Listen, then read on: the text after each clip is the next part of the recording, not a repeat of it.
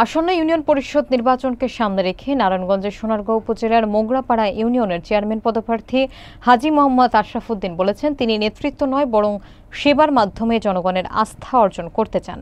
শুক্রবার জুমার নামাজের আগে এক সংক্ষিপ্ত বক্তব্যে তিনি এই অঙ্গীকার করেন। তার এই মন্তব্য সাধারণ মানুষের মধ্যে ব্যাপক সাড়া ফেলেছে। বিস্তারিত থাকছে মোহাম্মদ আক্তার হোসেনের প্রতিবেদনে।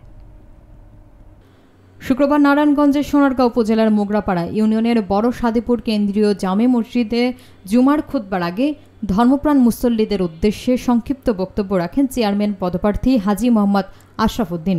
তার আগমন উপলক্ষে মসজিদে মুসল্লিদের উপস্থিতি ছিল চোখে পড়ার মতো। অত্যন্ত বিনয়ের সাথে তিনি মুসল্লিদের কাছে বলেন, এলাকার সন্তান হিসেবে তাকে একবার সুযোগ দেওয়া হলে তিনি সততা, নিষ্ঠা এবং আন্তরিকতা দিয়ে মোগরাপাড়া ইউনিয়নের শান্তি, উন্নয়ন ও স্বচ্ছতা নিশ্চিত করবেন। তিনি আরও বলেন, তিনি দোয়া নিতে এসেছেন, নেতৃত্ব দাবি করতে আসেননি, বরং তার স্বপ্নে নেতৃত্ব নয়, সেবার মাধ্যমে জনগণের আস্থা অর্জন করা। তার বক্তব্যে ধর্মীয় মূল্যবোধ, সামাজিক নৈতিকতা এবং মানবিক উন্নয়নের উপর গুরুত্ব আরোপ করা হয়। তিনি এলাকার তরুণদের কর্মসংস্থান সৃষ্টি, অবকাঠামো উন্নয়ন এবং ধর্মীয় শিক্ষার প্রসারে অগ্রাধিকার ভিত্তিতে কাজ করার প্রতিশ্রুতি দেন।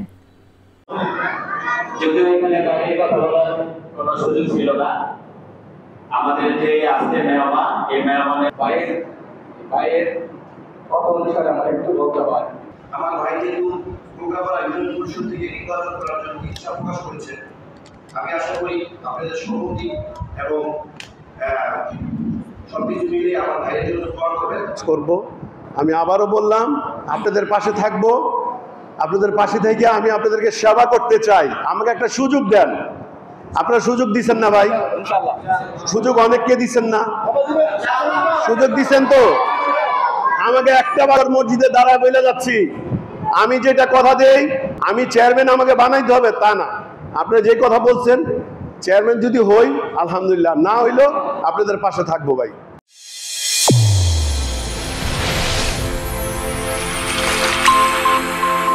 চ্যানেল A1 হৃদয়ের স্পন্দন।